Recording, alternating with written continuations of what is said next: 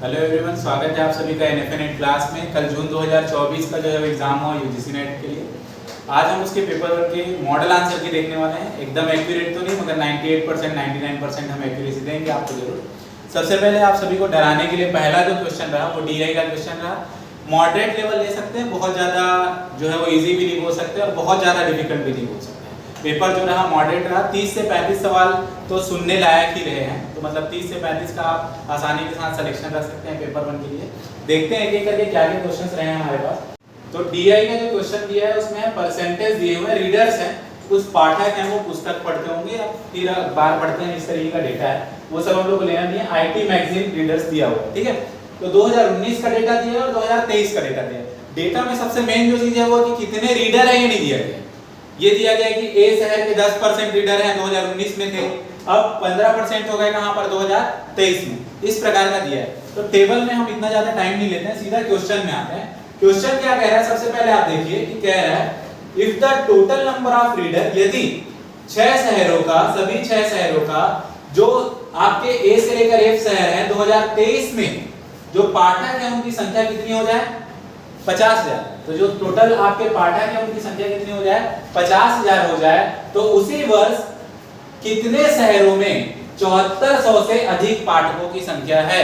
तो पहले हम लोग टोटल कितने दिए गए हैं 50,000, ठीक है। तो टोटल हमारे 50,000 है। पूछा क्या गया है कि कितने जो है वो क्या है 7400 से ज्यादा है। तो हम देखते हैं सबसे पहले 7500 7400, तो 7400 से ज्यादा 2023। तो 2023 का टोटल डेटा जो है वो है 50,000, ठीक है। अब इसका हम 15% निकालते हैं तो 15% हो जाता है आपका 7500। आपको क्या बोला है 7400 से ज्यादा। तो देखिए 7400 से ज्यादा हो गया 7500, मतलब एक शहर मिल गया। अगर 15% ज्यादा है 7400 से तो 16% भी क्या होगा ज्यादा ही होगा, 28% भी क्या होगा ज्यादा ही होगा, और 22% भी आपका क्या होगा ज्यादा होगा। मगर 10% क्या होगा, तो 10% में आपका केवल आएगा 5000, जो 7400 से क्या है कम है। और 9% में अगर बात करें तो कितना आ जाएगा 4500। तो ये दोनों आपके नहीं आएंगे। तो टोटल शहर क्या हो जाएगा आपके, कितने शहर हो जाएंगे 4 शहर हो जाएंगे। ये 4 शहर क्लियर है, ठीक है। अब दूसरा क्वेश्चन देखते हैं। दूसरे सवाल में क्या कहा गया है, दूसरे सवाल में कहा गया है कि मान लीजिए 6 शहर जो हैं उसमें पाठकों की कुल संख्या 2019 और 2023 कितना बताया गया है 4.3 लाख 2019 का और 5.7 लाख 2023 का। तो हमको ये बताना है बी और सी में शहर के 2019 की कुल संख्या 2023 की कुल संख्या के बीच का अंतर कितना है। तो मिला के बताना है बी और सी 19 का और बी और सी 23 का। हमको डेटा क्या दिया गया है 4.3 लाख और 5.7 लाख, किसका 19 और 23 का, क्योंकि टेबल ऊपर है तो हम टेबल ऊपर करके सॉल्व करते हैं, ठीक है। तो सबसे पहले आपको डेटा क्या दिया गया, तो डेटा आपको दिया गया है 19 का। तो 19 का डेटा बोल रहा है कि आपके पास टोटल कितना है 4,30,000, ये बता रहा है, ठीक है क्वेश्चन में। दूसरा बोल रहा है कि 23 में कितना है, तो 5,70,000। ये अपने पास डेटा है, हम सीधा लिख लेते हैं 5.3 लिखा है। तो फिर हमको क्या करना है बी और सी दोनों को मिलाना है, किसके 19 के भी और किसके 23 के भी, और फिर इन दोनों के बीच का क्या निकालना है अंतर निकालना है। तो हम परसेंट को सीधा जोड़ लेते हैं, 14% अलग और 17% अलग जोड़ने के बाद निकालने की जरूरत नहीं है। ये कितना परसेंट हो गया बताइए, ये हो गया आपका 31%, ठीक है। ये कितना हो गया आपका, तो ये आपका हो गया 44%। अब आपको निकालना है 31%, किसका 31% निकालना है 43,000 का। तो आपके पास क्या ऑप्शन है 43,000 गुणित 31/100, ये आप निकाल सकते हैं। कुल मिला के मतलब यही है कि 2 तो जीरो जो है वो उसका क्या हो जाएगा कट जाएगा।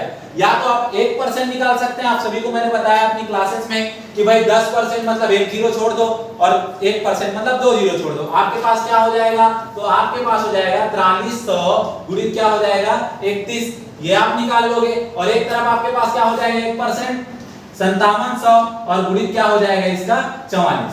वैल्यू हमने निकाल लिया है। वैल्यू इसका जो आया 4300 गुणित जो आया 31% का वो आपका आया 1,33,300, ठीक है। और जो 44% मैंने निकाला वो आपका जो आया 2,50,800।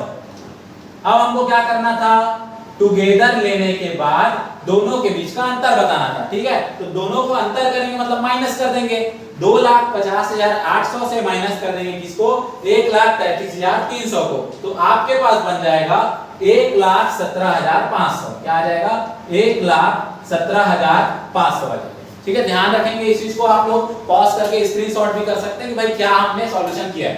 तो 1,17,500 इसका करेक्ट आंसर हो जाएगा। तो देखते हैं ऑप्शन कहाँ है हमारे पास, तो ये है 1.175 लाख मतलब 1,17,500। तो दूसरा आपका आ गया 1,17,500 हो जाएगा, ठीक है। ध्यान रखेंगे आप लोग। नेक्स्ट जो है वो तीसरे क्वेश्चन में चलते हैं। ये थोड़ा सा जो है वो ट्रिकी रहा और सॉल्यूशन करने में थोड़ा सा जो है प्रॉब्लमेटिक भी लगा। इसमें क्या है कि आपको जो देखना है कि भाई शहर जो दे दिया है सिटी ए का 2019 और 23 का एक रेशियो दे दिया है। कितना रेशियो दे दिया है, 2:5 का रेशियो दे दिया है। तो हमको 19 का सभी शहरों का रेशियो क्या होगा, ठीक है, 19 का किससे, 23 से। यहां पर भी क्या दिया है बताओ, 19 से 23 कितना दिया है, 2 से 5। निकालना क्या है, सभी शहरों के लिए निकालना है। ये किसके लिए दिया है, केवल ए के लिए दिया है। सभी शहरों के लिए भी आपको निकालना है 19 से 23। तो मैं आपको बताता हूं कि आपको जैसे दे दिया है कि एक वैल्यू का जो ए सिटी है, वहां मैं टेबल में आपको ले चलता हूं। चलिए टेबल में क्या है कि टेबल में ए को बताना है ये 2:5 है, ठीक है, 2:5 है। तो मान लीजिए कि किसी ए का 10% जो है वो कितना भाग है, 2 भाग है, और 15 जो है वो कितना भाग है, 5 भाग है। तो एक भाग निकालिए, भाग कर दीजिए सीधा सीधा जो है वो। तो ये यहाँ पे कितना आ जाएगा बताइए, 5 आ जाएगा, और यहाँ पर कितना आ जाएगा बताइए, 3 आ जाएगा। तो उत्तर आना सेम है 19 से 23। तो 5-3 का रेशियो जो है वो जम रहा है, मगर उत्तर में 3-5 करके रेशियो में जो है वो दिया गया, क्योंकि क्वेश्चन आपको एकदम इजीली सेम वैसा ही दिया गया है जो, ठीक है। तो बाकी परसेंटेज के लिए क्या होगा, तो ये हमने 1 के लिए निकाल लिया, तो 100 के लिए जब बनाएंगे तो ये 500 हो जाएगा, और ये 100 के लिए बनाएंगे तो ये 300 हो जाएगा, 0-0 कट जाएगा। तो 5:3 ही आना है जो, ठीक है, ये हमारा हो गया। तो ये अपना यहाँ पे मगर उत्तर में कैसे दिया हुआ, 3-5 में दिया हुआ, 5-3 में हमको देखने को नहीं मिला। और हो सकता है कि यहाँ पे गलती भी हो, मैथमेटिकल बैकग्राउंड तो है नहीं हमारा, तो आप लोग कमेंट में डाल सकते हैं कि भाई और एग्जैक्ट आंसर क्या हो सकता है। फोर्थ देखते हैं, फोर्थ क्या कह रहा है कि मान लीजिए सिटी डी है, शहर डी है, उसमें 2019 और 23 में कितने कितने दिया है, 77,400 और 1,14,000, ठीक है, ये दिया गया है। तो अंतर बताना है रीडर्स का, किसमें, सिटी एफ में। डेटा किसका दिया है, डी का, अंतर किसके लिए निकालना है, एफ का। तो देख लेते हैं अपन डी में क्या क्या दिया है, डी का डेटा। तो डी का डेटा दिया है, 2019 का डेटा दिया है 77,400, ये दिया है। मतलब क्या है, 9% की वैल्यू कितनी है, 77,400। और वहीं पर दूसरा जो दिया है 10% की वैल्यू 1,14,000 दिया है, ठीक है। तो हम 1% निकाल लेंगे, आसान है 1% निकालना। कैसे निकालेंगे, तो इसको डिवाइड बाय क्या कर देंगे, 9, और इसको डिवाइड बाय क्या कर देंगे, 10। हमको क्या मिल जाएगा, 1%। किसका 1% मिलेगा, 2019 का 1%, ठीक है। तो 1% हमारा जो आएगा ये आ गया, डिवाइड किए तो 8600, ठीक है। 9 से किए हम लोग 9, फिर यहां पर ये तो सीधा सीधा 0 हट जाएगा। ये कितना आ गया आपका, 11,400, ठीक है। अब ये 1% आ गया इसका, ये 1% आ गया इसका। निकालना किसका है, तो बोला है हमको निकालना है सिटी एफ का। एफ का निकालना है, मतलब क्या निकालना है, 26%, और क्या निकालना है, 22%। मतलब 8,600 गुणित कितना हो जाएगा, 26, और ये 11,400 गुणित कितना हो जाएगा, 22। आप दोनों वैल्यू निकालेंगे, जब आप मल्टीप्लाई करते हैं तो आपका उत्तर आता है 2,23,600 यहां आता है, ठीक है। और यहां आपको मिलता है 2,50,800, ठीक है। अब आपको निकालना है दोनों के बीच का अंतर। तो अंतर करने के लिए आपको क्या करना है, माइनस करना है। तो अंतर आपका आ जाता है 27,200 जो हमने कैलकुलेट किया। टाइम भी हम लोग को देखना है, प्रोसीजर आपको क्लियर है क्या हमने किया है, ठीक है। तो 1% निकाल लिया, उस 1% से यहाँ 26% निकाल लिया, यहाँ इसका 1% निकाल के 22% निकाल लिया, दोनों की फुल वैल्यू निकाल ली और माइनस करके अंतर निकाल। तो 27,000 क्या आ जाएगा आपका 200 आ जाएगा। तो इसका उत्तर क्या हो गया हमारा 27,200। देखते हैं उत्तर में दिया गया कि नहीं दिया गया। तो यहाँ पे हमारा हो गया ये सेकंड ऑप्शन 27,200, ठीक है। पांचवा क्वेश्चन देखते हैं। पांचवा क्या है, यदि नंबर ऑफ रीडर सीटीसी में 2019 में, सीटीई में 2023 में, मतलब देखिए 19 का सी और 23 का ई बात कर रहा है, अलग अलग डेटा दिया गया है। फिर आपको बताना है 23 में जो बी है वो 19 में जो बी है उसका कितना परसेंट ज्यादा है। यही बोला है was approximately percentage more than, मतलब ज्यादा कितना है ये हमको बताना है। तो हम चलते हैं टेबल में, ठीक है। टेबल में क्योंकि इस बार हार्ड कॉपी में थोड़ा अलग तरीके से प्रिंट हुआ, एक बार बस डेटा दिया है, कई बार बहुत बार डेटा दिया है। तो डेटा क्या क्या है मैं देखता हूं। सीटीसी 2019 सी बताया है डेटा 73,100 जो आपको क्वेश्चन में दिया 73,100। ये किसकी वैल्यू हुई 17% की वैल्यू हुई। और क्या दिया है 23 में ई, तो ई में अपन आते हैं और 23 में आते हैं, कितना दिया है 51,300। मैंने आपको जो समझाया वही करना है। क्या करना है 1% निकाल लेना है। कैसे निकालेंगे 73,100 डिवाइड बाय 17, यहां निकाल लेंगे 51,300 डिवाइड बाय 9। अब इसको डिवाइड करेंगे तो वैल्यू कितना मिल रहा है 1% का अपना, यहां मिल रहा है 4300 4300 मिल रहा है और यहां आप लोग को मिल रहा है 5700। अब अगला सवाल में आगे क्या बोला गया है, बी का क्या है वैल्यू निकालना है और 23 की तुलना में 19 से जो है वो 23 कितना ज्यादा है ये बताना है। तो हम लोग सबसे पहले तो इसका वैल्यू निकाल लेते हैं। 14% निकालना है, 1% मिल गया है, तो 4300 गुणित क्या कर देंगे 4300 गुणित 14 कर देंगे और यहाँ पे क्या हो जाएगा 5700 गुणित बी का ही है ना, हाँ बी का, तो 5700 गुणित क्या हो जाएगा 16 हो जाएगा। तो 4300 गुणित 14 कितना आ गया अपने पास 60,200। आप लोग मल्टीप्लाई करेंगे चेक भी कर देते 60,200 आ गया। और 5700 गुणित 16 कितना हो गया अपने पास, तो इसका वैल्यू मैं निकाला हूं 91,200। अब 91,200 60,200 से कितना ज्यादा है 91,200, तो आप देख रहे हैं कितना ज्यादा है 31,000 ज्यादा है। कितना ज्यादा है 31,000। तो इसका 31,000 कितना परसेंट है 50 तो ऐसे हो गया क्योंकि इसका 50% आएगा 30,100। उसके बावजूद भी यहाँ पे हम लोग को कितना वैल्यू बच गया है 900 और बच गया है। तो इसका 1% कितना निकलेगा 602, जो 900 से क्या है अभी कम ही है, मतलब कि आपका 51% तो ऐसे ही हो गया। तो 51 कुछ आपका उत्तर आ जाना है, ठीक है। इसका आंसर जो आया है मेरे पास वो आया है 51.495। क्या आया हुआ 51.495 आया हुआ। तो आपका ये देख लेते हैं कि क्या इसने दिया है 51.5, वही 495 का मतलब 51.5। तो ये आपका क्या क्वेश्चन हो गया DI, ठीक है। इसमें आप एक बार फ्री वाले के लिए कुछ कमेंट कर सकते हैं, आपको जो भी डाउट होगा या जो भी दिक्कत होगा एक प्योर एक्सप्लेनेशन के साथ, ठीक है। अब हम लोग आते हैं जो मैंने अभी आपको 2 दिन पहले ही फुटनोट्स के एब्रिविएशन पे थ्योरी भेजी, ठीक है। और उसमें मैंने जितने भी टाइप के फुटनोट्स यूज होते हैं वो सब का नाम आपको भेजा हुआ था। वो फुटनोट्स का फुल फॉर्म क्या होता है उसको लेकर सवाल पूछे जाते हैं, ठीक है। तो फुटनोट्स के फुल फॉर्म पे अगर बात करें तो सबसे पहले इसका लेना देना किस विषय से, तो इसका लेना देना है रिसर्च, ठीक है। आप टॉपिक भी नोट डाउन करते हैं। तो रिसर्च में किससे रिलेटेड है फुटनोट से। तो एकेडमिक राइटिंग जो होती है, ठीक है, थीसिस को लेकर आर्टिकल्स को लेकर जो हम लोग की एकेडमिक राइटिंग होती है रिसर्च पेपर की, उसमें फुटनोट्स यूज किए जाते हैं। एब्रिविएशन ETAL बहुत सारे जब क्या होते हैं आपके एक से ज्यादा लोग जब किसी पेपर को लिखते हैं, नंबर ऑफ ऑथर्स जब ज्यादा होते हैं और सभी ऑथर्स को साइट करना होता है एक पर्टिकुलर सोर्स के लिए, तो सम यहाँ पर एंड अदर्स के लिए हम क्या लिखते हैं ETAL लिखते हैं। और जैसे ही आप पहला में दूसरा लिखते हैं तो आपको एक ही ऑप्शन मिलता है जिसमें पहला में क्या लगा हुआ है दूसरा लगा हुआ है। बाकी आप इबीडीएम बोलते हैं इसको फुल फॉर्म अगर हम देखें IBID, ये होता है इन द सेम प्लेस, ठीक है। इसके बाद हम ए एन टी की अगर बात करें, ए एन टी बस मैंने उसमें शेयर नहीं किया था आप लोग को, ठीक है।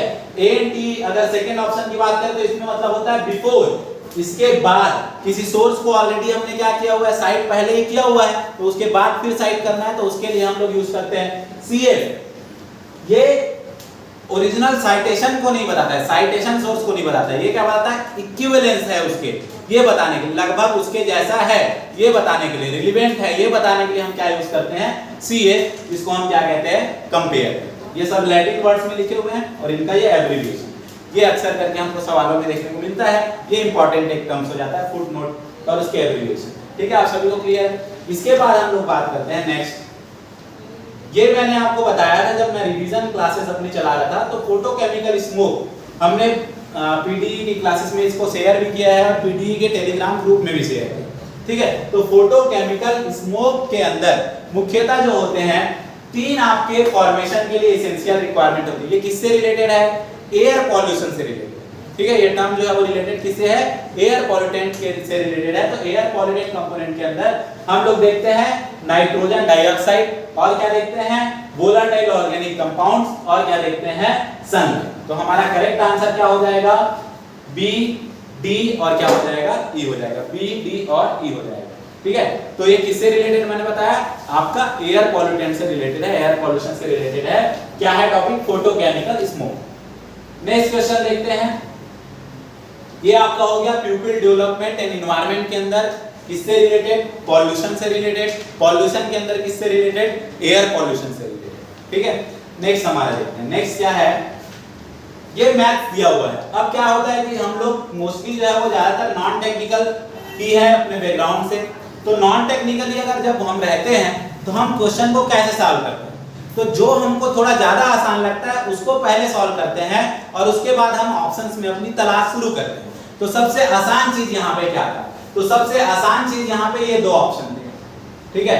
ये 2 ऑप्शन को पहले मैं क्लियर करता हूं। सबसे पहले मेरे को क्या मिलता है, A is 50% more than B, मतलब A जो है वो B से 15% क्या है, ज्यादा है। मतलब क्या है, B क्या होगा, 100 होगा, तो A क्या होगा, 115 होगा, ठीक है। ये क्लियर हो गया।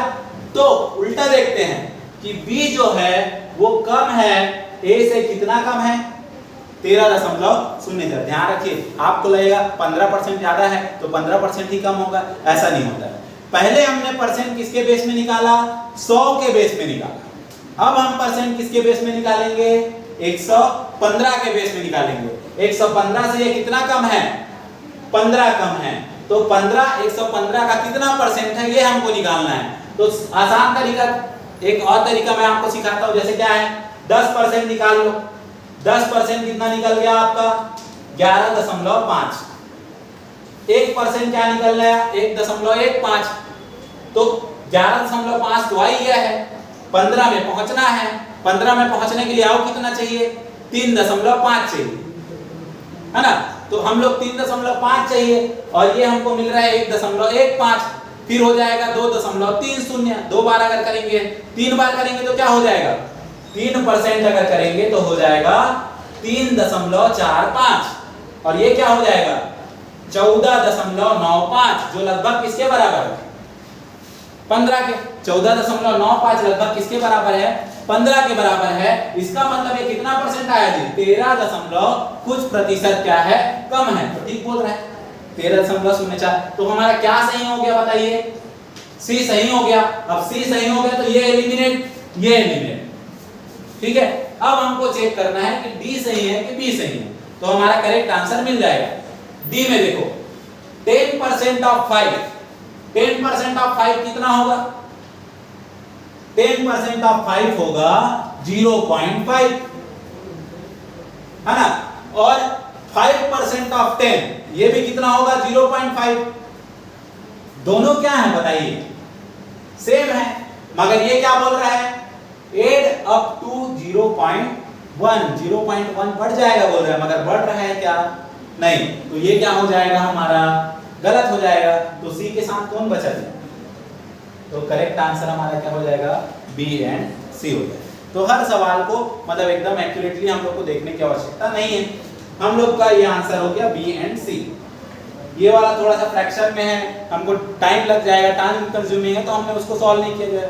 इस तरीके से आप लोग आगे की परीक्षाओं में भी इसको ध्यान रख सकते हैं। अब दे दिया हेत्वाभास,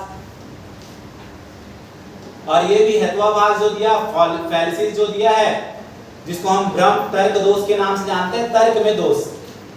तो क्या तर्क दोष है ये हम लोग देखते हैं। तो क्या बोल रहा है, फ्लू में पीड़ित लोगों को क्वारंटाइन में रखना चाहिए। आप सभी को पता है, मगर कोई पूछ दे कि क्यों रखना चाहिए, ठीक है, तो आप क्या कहेंगे कि इसलिए रखना चाहिए ताकि किसी और को फ्लू जो है वो ना फैल जाए। मगर ये कारण क्या कह रहा है, ये कारण कह रहा है क्योंकि इसे कभी भी रोग को फैलने से रोकने वाले साधन के रूप में असिद्ध नहीं किया गया।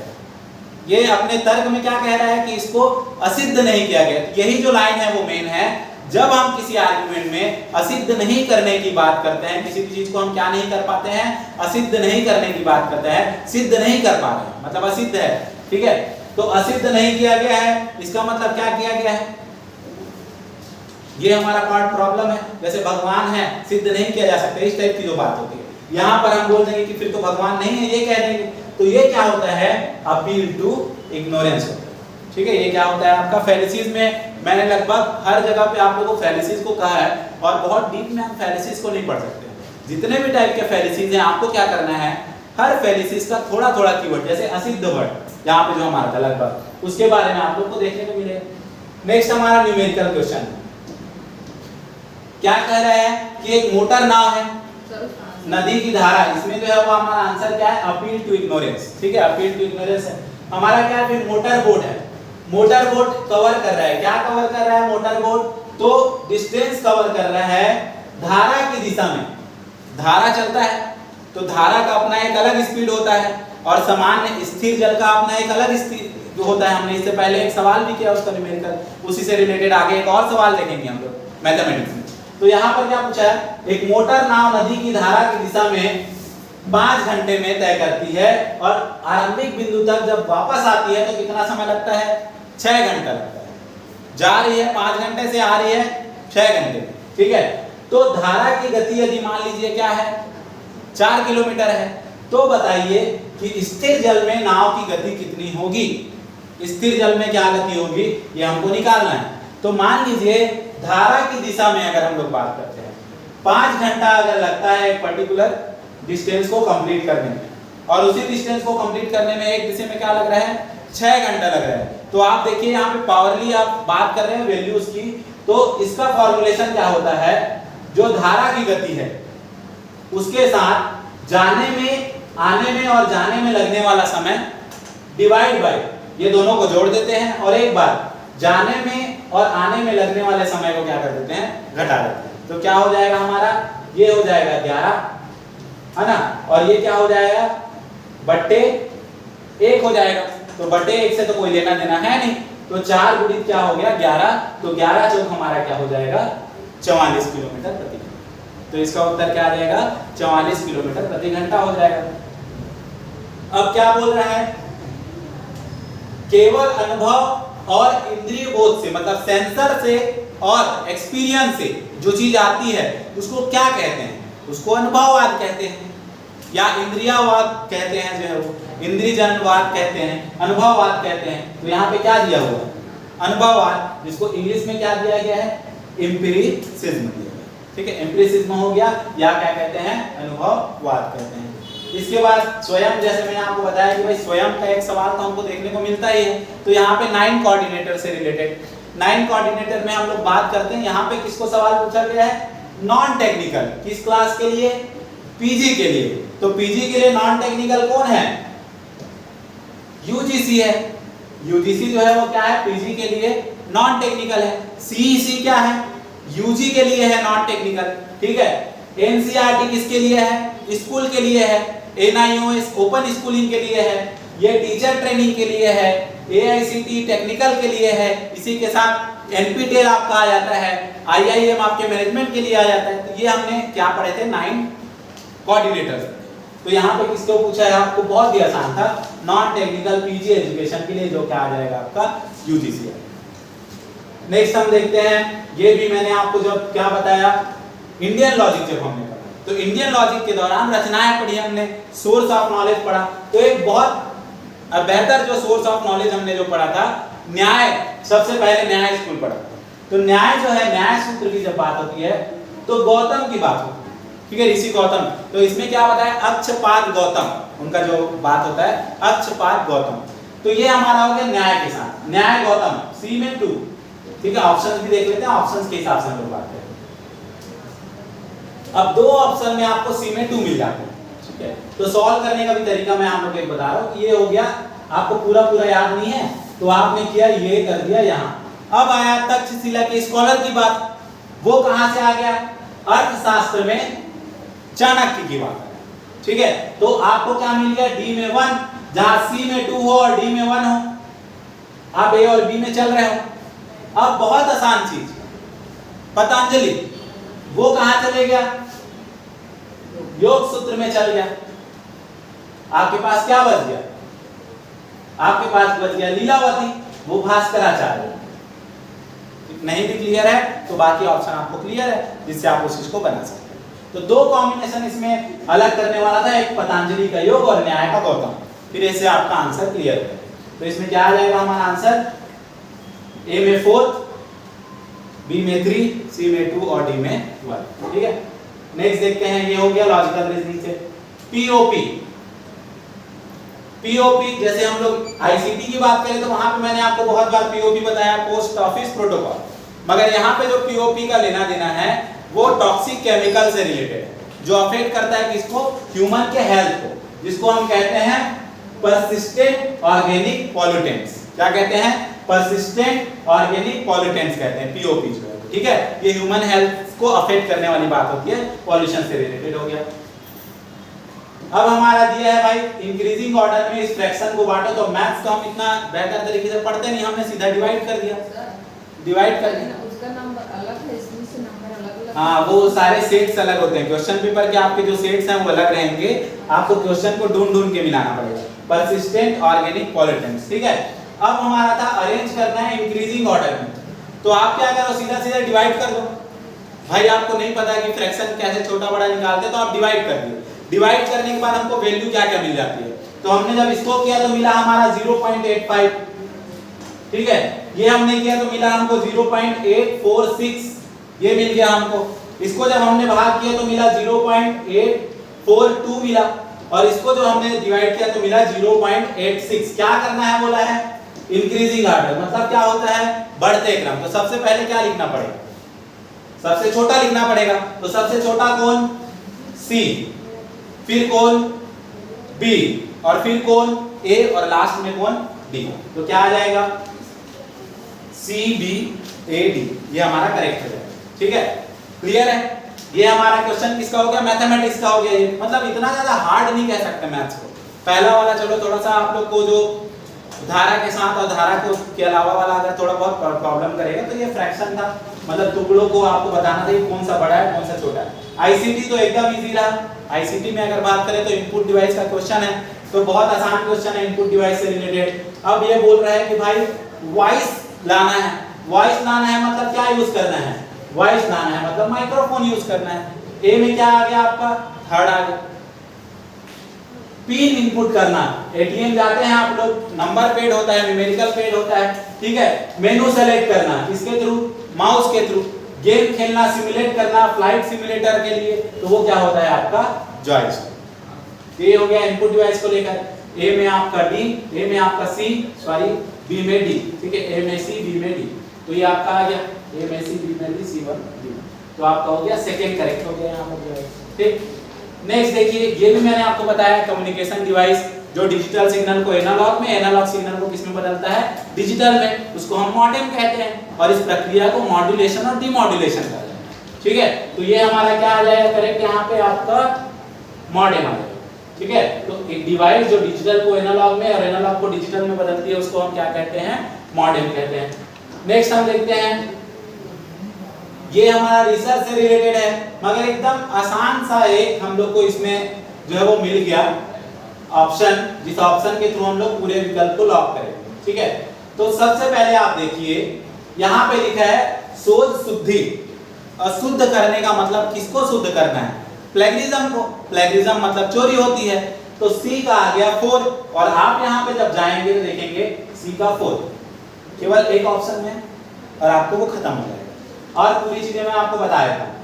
शोध सिंधु, शोध सिंधु जो होता है वो आपका ई रिसोर्स प्रोवाइड करता है यूनिवर्सिटीज और कॉलेजेस को। शोध गंगोत्री, गंगा से छोटी, गंगोत्री में क्या हो, गंगा में क्या होता है? थीसिस होते हैं, रिसर्च थीसिस। यहाँ पे सिनॉप्सिस होते हैं। तो गंगोत्री में क्या आ जाएगा?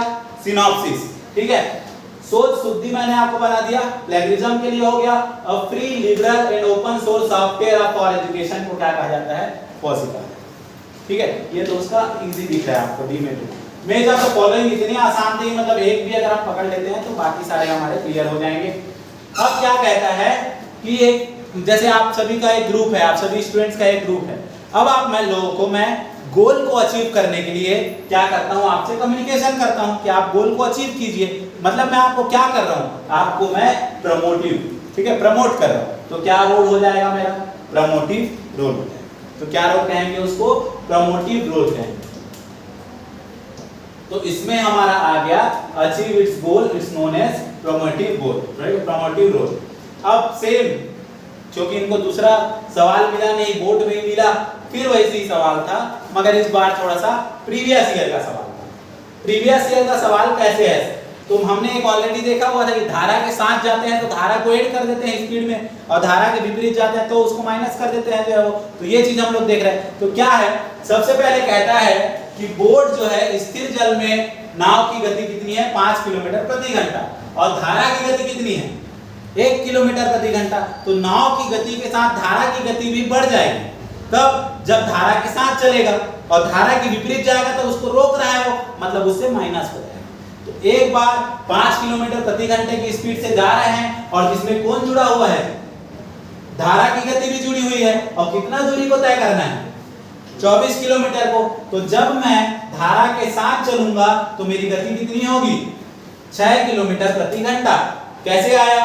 एक नाव की गति और दूसरी धारा की गति, और 6 किलोमीटर प्रति घंटे की स्पीड से जब मैं कितने किलोमीटर को पूरा करूंगा? 24 किलोमीटर को। तो 6 चौके 24, मतलब यहाँ कितना घंटा लग जाएगा? 4 घंटा लग जाएगा। जब मैं कितना पूरा करूंगा? 24 किलोमीटर। अब धारा के विपरीत, मतलब नाव की गति कितनी है? 5 किलोमीटर। अब धारा को अपोजिट कर रहा हूं तो इसकी गति तो शामिल नहीं होगी, इसकी गति मुझे रोक रही है, मतलब 1 किलोमीटर अपोजिट बल लग रहा है। तो अब मेरी गति कितनी हो जाएगी? 4 किलोमीटर प्रति घंटा हो जाएगी। और 4 किलोमीटर से जब मैं 24 किलोमीटर को कंप्लीट करूंगा तो कितना घंटा हो जाएगा जी? 6 घंटा हो जाएगा। और ये दोनों मिला के मेरे को आने जाने में कितना समय लगेगा? 10 घंटा लगेगा। तो मेरा उत्तर कितना आ जाएगा? 10 घंटा। ठीक है, तो इसका उत्तर कितना हो गया? 10 घंटा हो गया। नेक्स्ट देखते हैं, ये ब्रीडर रिएक्टर के बारे में बात चल रहा है। ठीक है, थोड़ा सा ये कंफ्यूजिंग है और ऑप्शन एलिमिनेशन को भी हम लोग देखते हैं तो मैं थोड़ा सा इसमें डाउट में रह गया हूं जब इसका मैंने सॉल्यूशन निकाला। एक सबसे पहले मैं इसमें से हटाता हूं कि भारत में कोई भी ब्रीडर रिएक्टर नहीं है बोल रहा है। और क्या सही है पूछा है हमको, तो ये तो गलत है। भारत में एक ब्रीडर रिएक्टर का नाम क्या है मैं आपको बताता हूँ। 2003 में भारतीय नाभिकीय विद्युत निगम लिमिटेड, ठीक है, ये हो गया भाविनी। 2003 से हम लोग इसकी बात करते हैं तो ये उससे रिलेटेड हो गया ब्रीडर रिएक्टर से, वो भी फास्ट ब्रीडर रिएक्टर है। कैसा रिएक्टर है ये? भारत में जो है फास्ट ब्रीडर रिएक्टर है, नाभिकीय ऊर्जा की। अब बी हमारा रहेगा ही नहीं सही, तो बी अगर सही नहीं रहेगा तो ये भी खत्म, और बी अगर सही नहीं रहेगा तो ये भी खत्म। अब दोनों में ए और सी और डी दिया हुआ है तो ए और सी और डी का सही होने का चांस बढ़ जाता है। मगर जब मैं इसको थोड़ा सा ढूंढने बढ़ता हूं, अब चूंकि मैं तो ऐसे पूरा आंख मूंद के नहीं कंप्लीट करूंगा तो मुझे यहां पर थोड़ा सा डाउट जाता है। मैं जहां जहां भी इसके प्रकार देखता हूं वहां पे मेरे को मिलता है स्लो न्यूक्लियर तो मिलता है मगर टाइप नहीं मिलता है ब्रीडर का, मिलता है फास्ट और थर्मल। क्या मिलता है? फास्ट और थर्मल। तो थोड़ा सा मतलब दावा आपत्ति जैसा ये जो है वो क्या बन जाता है? सवाल बन जाता है। क्यों? क्योंकि सी तो दोनों में दिया हुआ है और सी को मैं क्या करना चाह रहा हूं? एलिमिनेट करना चाह रहा हूं। ये तो पूरी तरीके से सही है कि ये कंज्यूमर जो कंज्यूम रिएक्टर होते हैं उनकी तुलना में ज्यादा फिजिकल मटेरियल निकालते हैं। और ये फिजिकल मटेरियल क्या है, तो ये न्यूक्लियर वेस्ट सेम हमारा जो पार्ट होता है, तो ये कहीं ना कहीं डाउटेबल है। ये ए और डी में तो हमने जो है बहुत अच्छे से कंफर्मेशन किया है, ठीक है। तो ए डी, तो कुछ लोगों ने ए सी डी, कुछ लोगों ने ए सी डी पे बात की, मगर बी वाला जिन्होंने भी बात किया है वो तो पूरी तरीके से अपना बात यहीं पे खारिज कर, ठीक है, कि भारत में नहीं है। इसमें हम चर्चा कर सकते हैं कमेंट सेक्शन में आराम से, आप मेरे को जितना क्रिटिसाइज करना चाहें कमेंट सेक्शन में कर सकते हैं। अब हमको इंक्रीजिंग कोनोटेशन लेना है, ठीक है। इंक्रीजिंग कोनोटेशन की बात हो रही है, तो आप देखिए सबसे पहले यहाँ पे आपको गुणवत्ता के आधार पर बताना है। तो गुणवत्ता, ज्यादा गुणवत्ता ही गुणवत्ता के साथ वाला बात है। तो सबसे पहले आप देखिए कम सबसे पहले लेंगे तो बेसबॉल, यहाँ पे क्लियर कर दिया गया है कि एक खिलाड़ी जिसको केवल क्या खेलने आता है, बेसबॉल खेलने आता है, तो बेसबॉल हमने सबसे पहले ले लिया। तो यहाँ पे ऑप्शन आप लोग देखेंगे कोई सा भी तरीके से मैचअप नहीं है। एक तो ये लॉजिकल रीजनिंग का एक क्वेश्चन है, फिर आप जब बात करते हो किसकी, बॉल प्लेयर की, तो यहाँ पे स्पेसिफाई नहीं है बॉल प्लेयर, मगर कौन सा बॉल प्लेयर, बेसबॉल प्लेयर या फुटबॉल प्लेयर या वॉलीबॉल प्लेयर, ये नहीं बताया।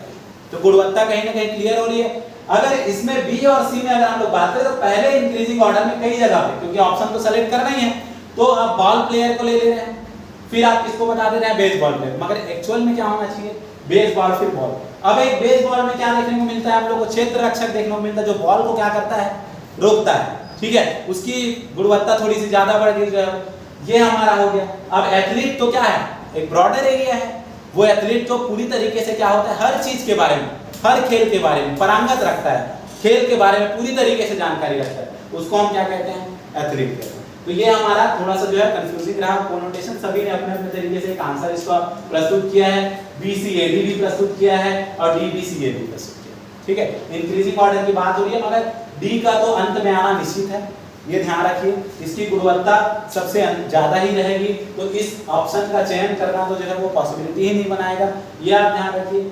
बॉल प्लेयर जो है कहीं ना कहीं पे बॉल प्लेयर किसी भी पर्टिकुलर बॉल की बात होगी, तो ये बी ए, यहां पर हम लोग थोड़ा सा अपना डिस्कशन कर सकते हैं, ठीक है। तो इसका स्पेसिफिक कोई क्वेश्चन इससे पहले नहीं कोनोटेशन को। नेक्स्ट हमारा जो है वो है जब प्रिडिक्ट करते हैं वैल्यू को, ये अब हमारा आ गया कोरिलेशन कोफिशिएंट से रिलेटेड हो गया, रिग्रेशन टेक्निक से रिलेटेड हो गया, ये सब अंक गणितीय जो आंकिक गणनाएं जो हम करते हैं, रिसर्च स्टैटिस्टिकल टूल्स का यूज करते हैं, उससे रिलेटेड। तो मैं आपको बता देता हूं सबसे पहले जो पियर्सन प्रोडक्ट मूवमेंट कोरिलेशन होता है, वो केवल दो सेट्स के बीच में कोरिलेशन कोफिशिएंट निकालता है, मगर ये क्या बोला है, वन और मोर, तो इसका होना जो है वो क्या हो गया, कैंसिल हो गया। रिग्रेशन जो होता है वो अधिक वेरिएबल्स, मतलब एक या एक से अधिक वेरिएबल्स के बीच में निकालता है, ठीक है, ये हमारे दोनों रिग्रेशन हैं। एनोवा क्या है, एनालिसिस ऑफ वेरिएंस, तो एनालिसिस ऑफ वेरिएंस जो होता है वो आपका एक एनोवा टेस्ट के रूप में हम लोग देखते हैं, ठीक है। एनोवा टेस्ट की अगर मैं बात करूं, उसके बारे में मैंने जो लिखा हुआ था वो मोर देन 2 ग्रुप की बात करता है, मोर देन 2 ग्रुप, ठीक है। तो यहाँ 1 वाला सेक्शन हट जाएगा, ये भी अपना हट गया, तो बच गया क्या, रिग्रेशन होती है। रिग्रेशन और प्रेडिक्शन दो चीजें यूज होती हैं, एक रिग्रेशन होता है और एक प्रेडिक्शन। तो मैं किसके साथ जा सकता हूँ, बी एंड सी के साथ, ठीक है, दोनों में रिग्रेशन। नेक्स्ट हमारा जो क्वेश्चन है वो है 24 नंबर का, बहुत आसान है और इसको मैंने आप लोगों को बार-बार कहा कि सैंपलिंग टेक्निक आपको रिसर्च में देखना चाहिए। क्या कहता है कि जब पॉपुलेशन जो है वो इक्वल चांस होता है हर किसी के आने का, तो उसको प्रोबेबिलिटी कहते हैं, और जब इक्वल चांस नहीं होता है तो क्या कहते हैं, नॉन प्रोबेबिलिटी कहते हैं। यहाँ पर कोटा क्या है, नॉन प्रोबेबिलिटी है, जजमेंट क्या है, नॉन प्रोबेबिलिटी है, कन्वेंशनल क्या है, नॉन प्रोबेबिलिटी, और इसने सीधा तो लिख दिया है प्रोबेबिलिटी, तो उत्तर क्या हो जाएगा हमारा, प्रोबेबिलिटी। मतलब कई सारे सवाल तो इतने इजी हैं कि उनका लेवल बहुत इजी है, मतलब मेरे को लगता है कि 50 क्वेश्चन में से 15 से 20 क्वेश्चन डायरेक्ट क्वेश्चन है एकदम से, ठीक है। उसके बाद 10-20 क्वेश्चन जो है वो आपको मॉडरेट लेवल के हैं, बाकी जो 10-20 क्वेश्चन है थोड़े उनके लेवल अलग अलग स्ट्रीम्स वालों के हिसाब से अलग अलग हाई समझ सकते हैं। जैसे जो नॉन टेक्निकल स्ट्रीम है, नॉन मैथमेटिकल बैकग्राउंड है, उनके लिए डीआई थोड़ा मुश्किल हो सकता है, मैथमेटिकल भी थोड़ा सा मुश्किल हो सकता है। अभी एप्टीट्यूड के ही 3 सवाल देखे, अभी रीजनिंग बाकी है, 2 सवाल रीजनिंग पे बेस पे जो है पढ़ेंगे। अब न्याय की बात हो रही है, आपने न्याय स्कूल पढ़ा, ठीक है, तो न्याय वाक्य में कितने टर्म्स होते हैं और कितने प्रोपोजिशन होते हैं उसको लेकर बहुत लड़ाइयां हैं। तो टर्म्स 3 होते हैं। क्या क्या टर्म होता है आपको पता है? मिडिल, मेजर और माइनर, ठीक है, ये होता है। आप बताइए कहीं पे 3 टर्म्स बोला है? यहां बोला है, मगर प्रोपोजिशन को भी कितना बोल रहा है? 3 बोल रहा है, मगर प्रोपोजिशन कितने होते हैं? 5 होते हैं, जिसमें से 4 जो होते हैं वो प्रीमाइसेस होते हैं और एक जो होता है वो क्या होता है? कंक्लूजन। आपको बहुत एक अच्छा चलता फिरता जो है वो एग्जांपल है कि जंगल में आग लगी है तो वहां पे हेतु कौन है, उदाहरण कौन है, निगमया कौन है, ठीक है, उपमान कौन है, ये हमने पढ़ा हुआ है। यही 5 प्रोपोजिशन होते हैं जिसमें हम क्या क्या चीजों की बात करते हैं?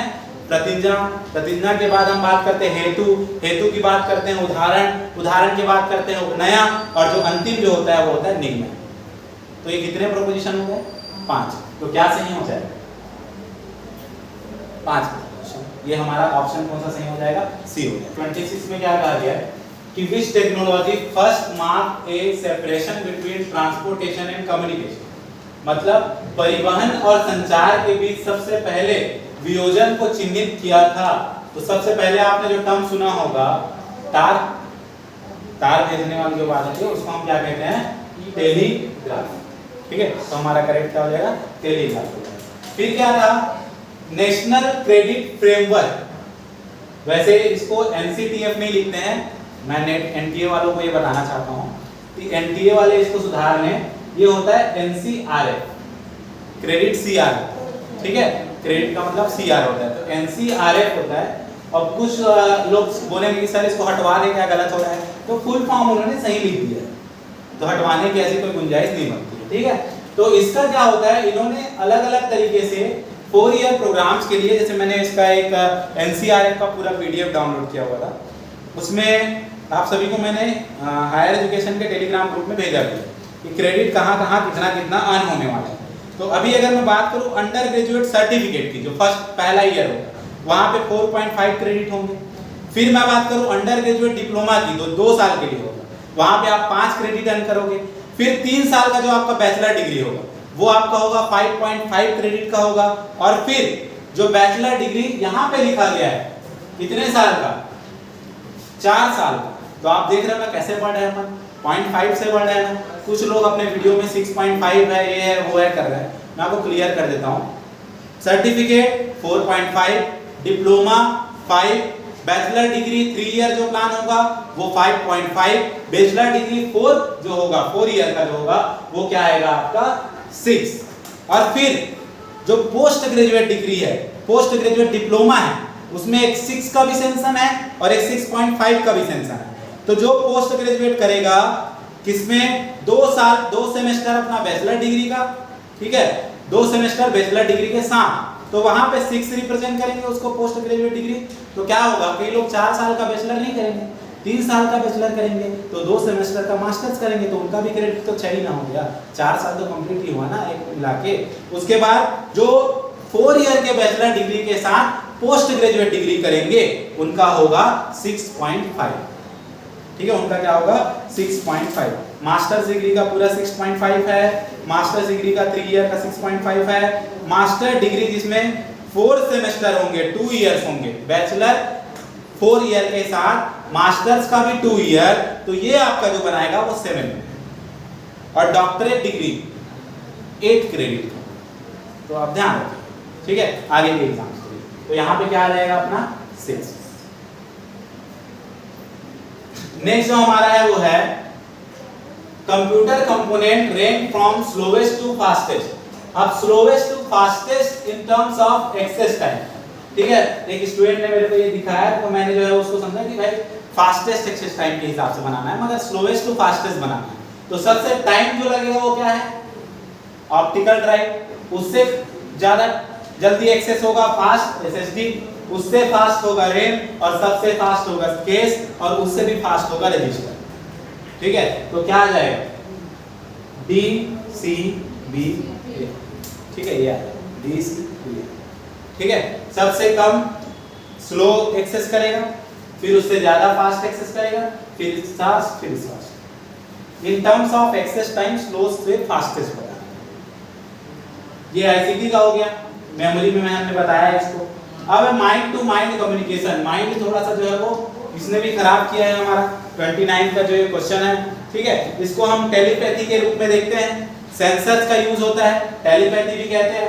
फिजिकल सेटिंग्स का होना, शेयर्ड बिलीफ का होना, वैल्यूज का होना, ये कहीं ना कहीं होता है। कॉन्टेक्स्ट का होना, ये नॉइस मैनिपुलेशन जो है माइंड टू माइंड कम्युनिकेशन में एक का दूसरे का दिमाग के बीच का, जैसे हम लोग माइंड टू माइंड कम्युनिकेशन में एक डिवाइस की बात करते हैं, brain to brain communication, EEG कहते हैं उसको, ठीक है, जो ब्रेन में होने वाले चीजों को दिखाता है, रिफ्लेक्शन को दिखाता है। तो इतना ज्यादा मेरे को कंफर्मेशन नहीं लगा, कुछ जगह पे बताया जा रहा है कि भाई नॉइस मैनिपुलेशन को अपन हटा दें, शोर तो शोर है, दिमाग में भी तो शोर है, ठीक है, तो उस चीज को हमारी क्लियरिटी नहीं।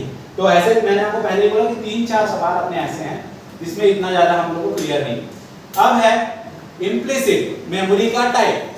तो इम्प्लिसिट जो मेमोरी होता है लॉन्ग टर्म मेमोरी के रूप में जाना जाता है। किस रूप में जाना जाता है इसको? Long term memory. एक लॉन्ग टर्म मेमोरी होता है और एक अपने पास क्या होता है?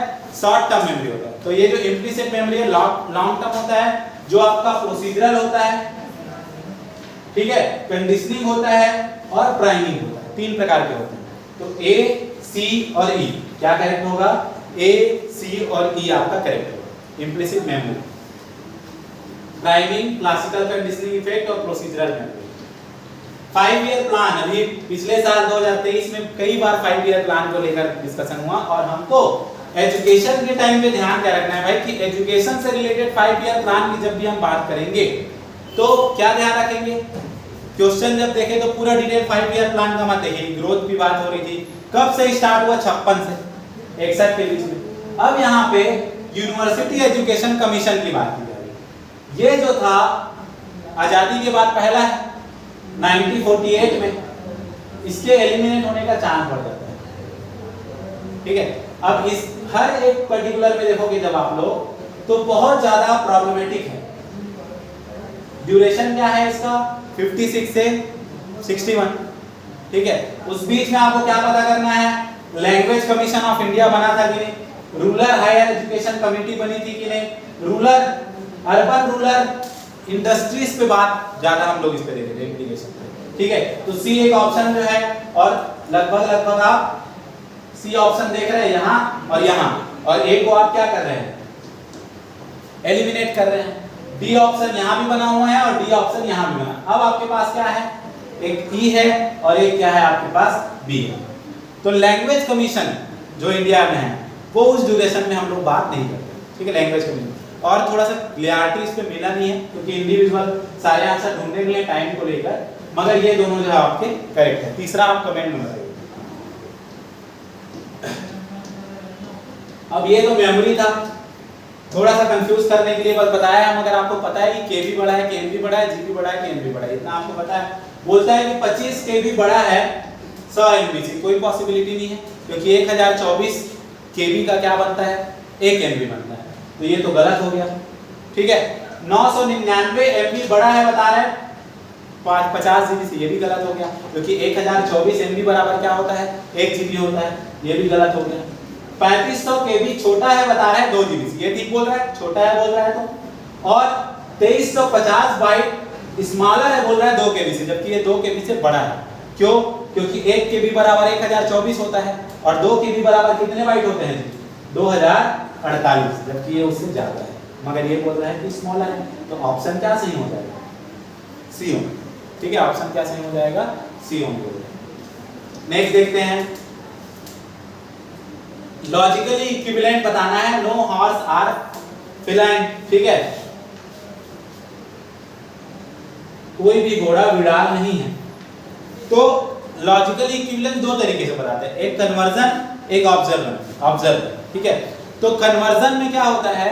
सब्जेक्ट प्रेडिकेट चेंज हो जाता है, हम लोग को पता है, ठीक है। और बाकी जो क्वांटिफायर है वही का वही रहता है, तो क्वांटिफायर अपना वही है, नो का नो बना रहेगा, नो हॉर्स आर, तो ये आपका क्या हो जाएगा?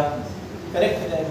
और इसी में एक और ऑप्शन अगर दिया रहता, all horse are non feline, जिसको ऑब्जर्व प्रोसेस करें, तो वो भी सही।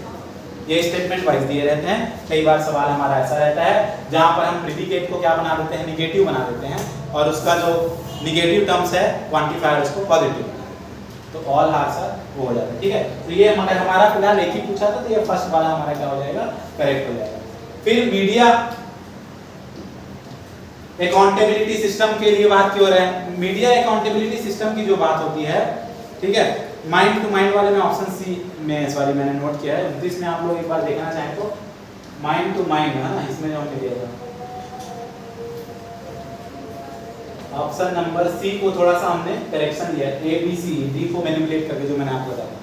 और एक क्या डाउट था हमको 31 में, तो 31 में मैंने फिलहाल जो बात किया है वो वही है कि यूनिवर्सल एजुकेशन कमीशन को हटा दीजिए। ठीक है, 32 हमने देख लिया, ये बस सही है सी।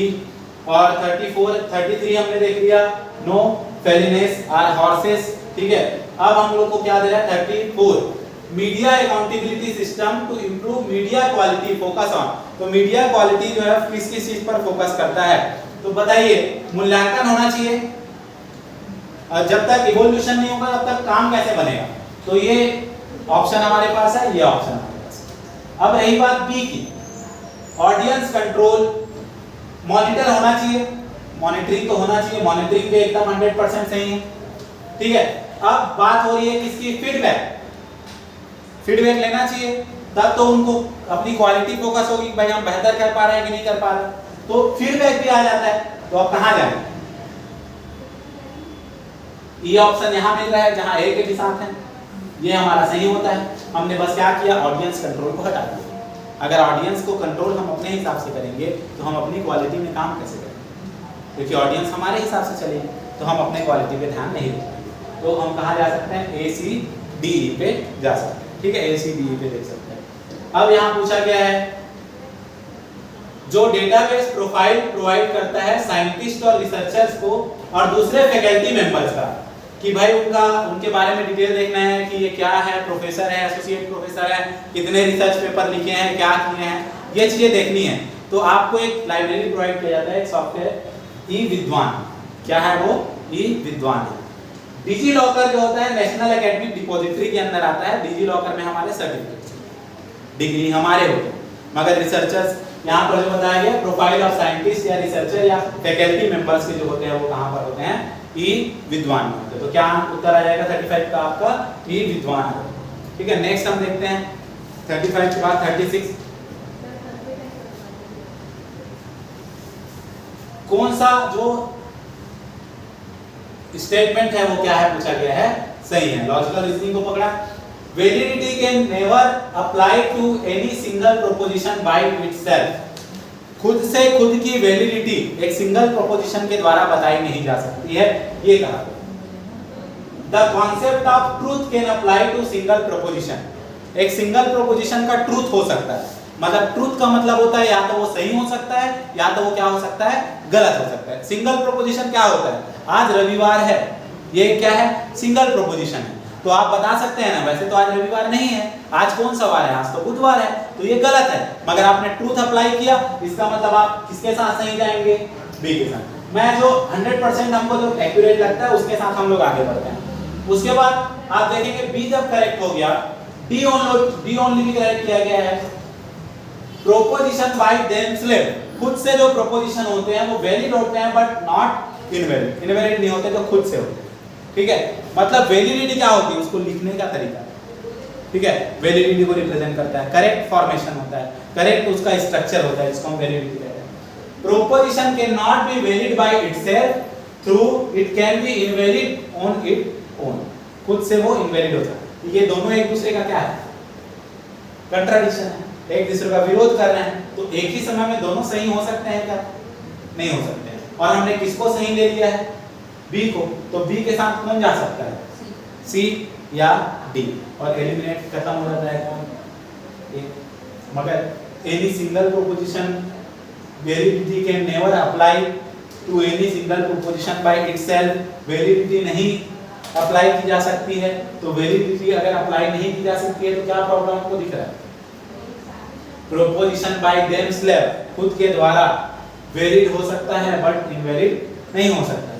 तो यहाँ पर ऑप्शन जो है वो क्रिएटिव होती है कि भाई कोई भी प्रोपोजिशन जो है वो खुद से वैलिड हो सकता है बट इनवैलिड नहीं हो सकता। तो इनवैलिड किससे होगा, किसी एक और प्रोपोजिशन से होगा, दूसरा एक और प्रोपोजिशन चाहिए जो पहले प्रोपोजिशन को क्या बता सकता है, इनवैलिड बता सकता है। तो एकदम कंफर्मेशन के साथ नहीं है, ये दो पे हम लोग डिस्कस करेंगे, ठीक है। आप लोग जितना ज़्यादा भी कमेंट सेक्शन में आएंगे फिर हम उसके बारे में और सर्च करेंगे और बेहतर उसको बनाने की कोशिश करेंगे। फर्स्ट पोस्ट इंडिपेंडेंस, तो आप लोग को हायर एजुकेशन में एक चीज बताया है कि भाई आज़ादी के पहले और आज़ादी के बाद आने वाले कमीशंस को देखो, और दूसरी चीज आप और एक बताएगी एनईपी बहुत हो चुका है, तो एनईपी में एकदम बेसिक क्वेश्चन अब देखने को कम मिलेंगे जो है वो, तो इसलिए आपको एक क्या दिया गया, एनसीआरएफ। एनईपी का ये क्या क्वेश्चन दिया गया, एनसीआरएफ का क्वेश्चन दिया गया, मतलब डीप में अपन गए। क्रेडिट अर्न, क्योंकि अभी एनईपी को लागू करने का समय आ चुका है, तो लोगों को पता होना चाहिए कितना क्रेडिट अर्न कर सकते हैं, नहीं कर सकते हैं। यहाँ पे क्या बात है, तो डॉक्टर सर्वपल्ली राधाकृष्णन आयोग जो होता है उसी की बात है। उसको क्या नाम से जाना जाता है, तो उसको नाम से जाना जाता है यूनिवर्सिटी एजुकेशन कमीशन 1948, ठीक है। ये हमारा हो गया 37 में। 38 क्या बताया, यह जानना कि आपको आपकी बहन की तुलना में बीजगणित अधिक कठिन लगती है। तो एक चीज को लेकर हमको पता करना कि उसी चीज में हमको क्या कठिन लग रहा है, एक आधार बनाकर, ठीक है। तो उसको अभ्यास को सुधार कर सकते हैं। इसका उदाहरण, किसका उदाहरण, तो कॉग्निशन क्या होता है, स्वयं का, और मेटा कॉग्निशन कि मैं क्यों नहीं सीख पा रहा हूँ, मेरी बहन सीख पा रही है और मैं नहीं सीख पा रहा हूँ, ये मुझे पता चल रहा है, तो उसको हम क्या कहते हैं, मेटा कॉग्निशन कहते हैं। तो इसमें सही उत्तर क्या हो जाएगा आपका, कमेंट बहुत फेमस होता है, सर आपने लाइन नहीं खींचा, तो है मेटा कॉग्निशन, ठीक है। तो क्या हो जाएगा आपका, मेटा कॉग्निशन हो जाएगा। फिर है डिसीज, कुछ समस्याएं हैं और पीपल डेवलपमेंट एंड एनवायरनमेंट है। अब बढ़ तो गया है, एमडीजी एसडीजी को लागू तो कर नहीं पा रहे हैं, समस्याएं बढ़ते जा रही हैं, तो अब हर किसी को देखते हैं। तो इसमें एक मिलता है पल्मोनोटॉक्सिक, मैंने एक सर्च के नाम तो इतने बड़े बड़े हैं कि अपन बहुत खतरे में पड़ जाते हैं। तो पता चलता है कि ये आता है किसके साथ, लंग्स से रिलेटेड, ठीक है, लंग्स डैमेज से रिलेटेड बात होता है पल्मोनोटॉक्सिक का। तो जैसे ही मैं ये देखा तो सी में मेरे को मिल गया 1 एक ऑप्शन, तो ए में मेरे को मिल गया 2, ठीक है। ए में 2 क्या मिल गया, नेफ्रोटॉक्सिक, किडनी से रिलेटेड, ठीक है। उसके बाद मुझे मिल गया बी में 4, बी क्या हो गया, हेमोटॉक्सिक, ब्लड और हीमोग्लोबिन जैसा ही लेना देना है, नाम थोड़ा सा, तो ब्लड हो गया। और फिर आपको क्या मिल गया, हेपेटोटॉक्सिक, जो आपका हो गया किससे, लीवर से, हेपेटाइटिस हेपेटोटॉक्सिक, ठीक है। इस तरीके का बात हो गया जो गलत पानी वानी से सेवन से ये हमारा होता है। तो ये हमारा करेक्ट कौन सा हो जाएगा, फर्स्ट ऑप्शन, ठीक है। ये हो गया, एक बार राइट भी लगा देता हूँ, अच्छा लगेगा आप लोगों को। फर्स्ट, अब हम आते हैं, जैसे मैंने आपको कहा कि भाई एमडीजी और एसडीजी को तो आप छोड़े ही मत, तो वहीं से क्वेश्चन खत्म हो गया। क्वेश्चन क्या हो गया, गोल कितने हैं पहले तो ये देख लो, और अचीव कितना करना है आपको नहीं भी पता है तो मत जानो, गोल कितने हैं, इतने तो आप जानते ही हो। तो पहला एमडीजी के गोल कितने हैं, 8 हैं, तो ए में क्या आ गया, पहला, और उत्तर खत्म हो गया, ठीक है। बी में क्या है, टारगेट कितना है पूछ रहा है एमडीजी का, तो टारगेट कम ही रहेगा कि ज्यादा ही रहेगा, तो 21 कम रहेगा किसकी तुलना में, एसडीजी की तुलना में। एसडीजी का गोल कितने हैं, 17 है। अब टारगेट बताओ, एमडीजी पहले आया था 2000 में आया था, 2015 तक का टारगेट था, तो कितना टारगेट लिए थे, 21 टारगेट लिए थे, नहीं भी पता है तो भी बन जाएगा जरूर। एसडीजी का टारगेट कितना हो जाएगा, 169, ठीक है। ये हमारा करेक्ट हो गया, तो राइट हो गया क्या, 2 हो गया। एक ऑप्शन मतलब मैच ऑफ द फॉलोइंग का आप लोगों को बोनस बना के दिया। 41 अरेंज द, मतलब थोड़ा स्कैनिंग वो हो गया, arrange the different stages involve in the process of deduction in correct sequence, ठीक है।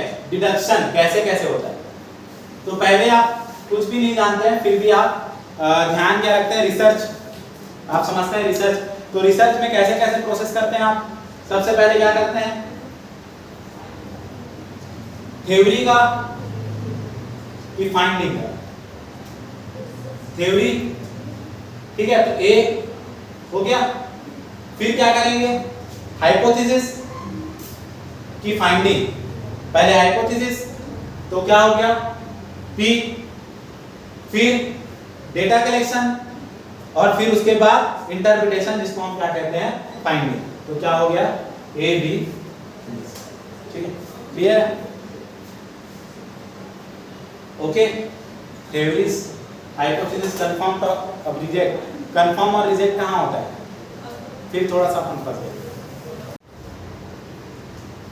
तो जो 41 क्वेश्चन है, 41 क्वेश्चन में थोड़ा सा जो है वो ऑर्डरिंग को लेकर बहुत डाउट है। डाउट कैसे है ये हम लोग देखते हैं कि जैसे हाइपोथेसिस की बात होती है, जो हमारी परिकल्पना होती है, हमारी परिकल्पना के आधार पर हम काम करना शुरू करते हैं, सैम्पलिंग करते हैं, डेटा कलेक्ट करते हैं, डेटा इंटरप्रेट करते हैं, फिर निष्कर्ष तक पहुंचते हैं और फिर हम डिसाइड करते हैं कि हमारा जो हाइपोथेसिस है वो सेलेक्ट होता है या क्या होता है, रिजेक्ट होता है। तो ये प्रॉपर सीक्वेंसिंग हमको देखने को यहाँ पे नहीं मिल पाती, मगर निष्कर्ष का कहीं ना कहीं अंत में आना ही जो है वो क्या होता है, बेहतर होता है।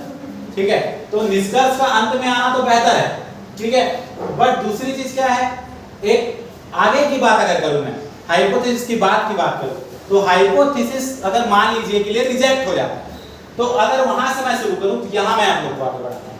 हाइपोथेसिस कंफर्म और रिजेक्ट, फिर आप डेटा को कलेक्ट करेंगे, फिर आप रिवीजन ऑफ फाइंडिंग करेंगे, थ्योरीज करेंगे और फिर ये दे रहा है। मगर मैंने आपको क्या बताया कि ये हमारा क्या हो सकता है, ज्यादा बेहतर हो सकता है। तो ऑप्शंस को लेकर बहुत ज्यादा जो है इसमें डिमेरिट्स हैं, अच्छे से बेहतर तरीके से क्लियरिटी नहीं दे सकते। सिद्धांत का पुनरीक्षण थ्योरी तो अंतिम में बनाया जाता है, ठीक है, थ्योरी लास्ट फाइंडिंग भी होती है, तो यहाँ पे पुनरीक्षण को भी अब हम लोग थ्योरी भी लास्ट में होती है तो यहाँ भी चला जा रहे हैं, तो कोई एक प्रॉपर जो है वो उत्तर नहीं बन रहा। फिर है free commerce and communication, communication in economics, language is a conduit of communication और लाइन ऑफ कम्युनिकेशन को देने वाले कौन कौन है, इनकी बात हुई है। ठीक है, तो सबसे पहले अगर हम लोग बात करें तो फर्स्ट में free commerce and communication Adam Smith की बात होती है। ठीक है, ए में क्या हो जाता है अपना 4, ये है। बी में आपका क्या है, communication in economics Alfred Marshall. ठीक है, उसके बाद अपना है लैंग्वेज के बारे में अगर हम लोग बात करें तो जॉन लॉके। ठीक है, और उसके बाद लाइंस ऑफ कम्युनिकेशन की बात करें तो कार्ल मार्क्स। ठीक है, ये हमारे पास अलग अलग ऑप्शंस हैं। डी में 3, सी में 2, बी में 1 और ए में 4। अब ये है उन कब कौन सा रिसर्च ऑर्गेनाइजर बना। अब अभी तो रिसर्च ऑर्गेनाइजेशंस को जो है वो एक अम्ब्रेला के अंदर ले आए हैं, फंडिंग वंडिंग सब करते हैं, मगर क्वेश्चन को हार्ड बनाने के लिए इन ऑर्गेनाइजेशन को डिटेल में लिख दिया गया। IIAS सबसे पहले आया, वो आया 1964 में। ठीक है, कब आया, 1964, तो ई सबसे पहले। ठीक है, 1964 में ICSSR आया है 1969 में। ठीक है, उसके बाद आपका है ICHR, ये आया है 1972 में। ठीक है, और अगर बात करूं ICPR की तो ये है 1970 में, और ICPR है ना, और NCRI 1995। तो हमको ये क्रम मिल जाएगा EADC। तो ये हो गया अपने 43 का अपना हो गया रिसर्च ऑर्गेनाइजेशन से रिलेटेड।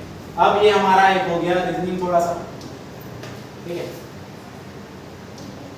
इसमें क्या करना है हम लोग को, AIND। तो क्या करना है, सबसे पहले आप देखिए माइनस हो रहा है, कैसे माइनस हो रहा है, तो पीछे जा रहा है, तो कैसे है, F के 2 पीछे ले जाओ, DEF, ये आया A में 2। ठीक है, GHI, LMN, BCD, DEF, GHI, LMN और BCD। ठीक है, ये हमारे हो गए, एक मिला। अब मान लीजिए 1 में 2 आया और ये खत्म, और आप करना चाहते हैं तो ये ऐसे ही आप हर ऑप्शंस को करके देखिए। ठीक है, तो हमारा करेक्ट क्या हो जाएगा, यहाँ पे 2 हो जाएगा। ठीक है, ये हमारा 2 करेक्ट हो जाएगा। अब ये मैंने आपको रिवीजन में कराया, मैंने इसको बेस 6 के साथ आपको कराया, ये बेस 4 में दिया है, कौन है, 3013 है। तो मैंने क्या बताया, हर डिजिट को पहले क्या कीजिए, अलग कीजिए, फिर क्या बताया, जिस बेस के साथ वो नंबर है उसमें आप उसको क्या कर दीजिए, मल्टीप्लाइड बाय 4, क्योंकि 10 ना तो मल्टीप्लाइड होता है, 10 ना तो क्या होता है, डिवाइड होता है। और दूसरा आपको मैंने बताया कि जब बेस 10 मतलब डेसिमल निकालना होता है, तो डेसिमल निकालना है तो गुणा होगा, डेसिमल से निकालना है तो भाग। ठीक है, अपोजिट साइड से आप पावर लगाइए, और सबको आपस में क्या कर दीजिए, मल्टीप्लाई। 4 शून्य शून्य मतलब 4 के साथ शून्य मतलब 1, और यहाँ पे कितना आ गया 3, 4 एकम क्या आ गया प्लस कीजिएगा, सबको आपस में क्या दीजिए प्लस। ये हो गया 3 1, 4 की पावर 0 मतलब कि आपका हो गया 1, तो 3 आ गया, प्लस 4 की पावर 1 मतलब 4, 4 मल्टीप्लाइड बाई 4 कितना हो गया 4, प्लस क्या हो गया ये 0, और प्लस 4 चौक 16 चौक 64, और 64 दिया 192, 64 दिया कितना आ गया 192, 192 और 4 196, और 196 और 3 199, तो करेक्ट आंसर क्या हो जाएगा 199। ठीक है, अब लास्ट, ठीक है, बट नॉट लिस्ट, क्योंकि इसके बाद हम अगला वीडियो लाएंगे, इसमें सेकेंड जो फेस है उसका भी देखेंगे। तो यहाँ पे एक पैसेज दिया है, अब पैसेज को मैं एकदम जाके आपको सॉल्व नहीं कर पाऊंगा, मगर मैं आपको कुछ चीजें बता देता हूँ, आंसर बता देता हूँ, क्लियर कर देता हूँ। तो मैंने जब गद्यांश देखा ना, सबसे पहले बोला टाइटल क्या होना चाहिए, तो एक तो ये टाइटल जो है वो हेल्थ केयर का लेना देना है, क्योंकि WHO का लेना देना है। ठीक है, ऑप्शंस आप देखेंगे तो ऑप्शंस में हेल्थ केयर को लेकर एक बात है, और होलिस्टिक, होलिस्टिक क्या होता है ओवरऑल। ठीक है, और ओवरऑल कौन देखता है WHO में। ठीक है, about 80% world population medicine philosophy, ठीक है, मर्सी मेडिकल बेस है, इंडिया में ट्रेडिशन है, ट्रेडिशनल बताया जा रहा है, सोवा सिद्धा उनाई योगा, ये बहुत सारी चीजें बताई जा रही है, सब चीजों को बताया जा रहा है, मतलब होलिस्टिक। ठीक है, तो होलिस्टिक अपना क्या हो गया, पहले का उत्तर हो गया होलिस्टिक समग्र स्वास्थ्य देखभाल। यहाँ पे हिंदी में अगर आप लोग ढूंढेंगे तो हिंदी में आपको लिखा भी गया है समग्र स्वास्थ्य। ठीक है, दूसरा जो हम लोग देखते हैं 47 में क्या दिया है कि भाई many countries of world medical pluralism is known because.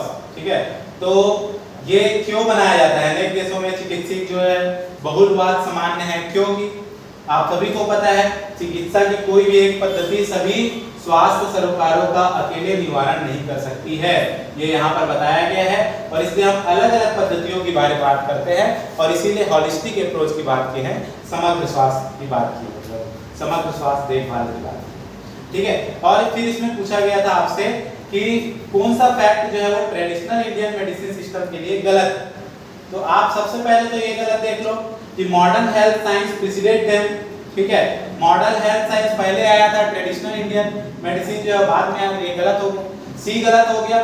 ठीक है, तो यहाँ पे आप ऑप्शन देखेंगे डी आपका बन रहा है दोनों में, बी यहाँ पे common, each system has essential similar philosophy, यहाँ पे आपको क्या मिल रहा है बी में दे इंक्लूड आयुर्वेद, तो आपने ये तो सही देखा है, तो गलत तो होगा नहीं, तो बी ऑप्शन आपका हट गया, तो सही क्या है सी और डी है।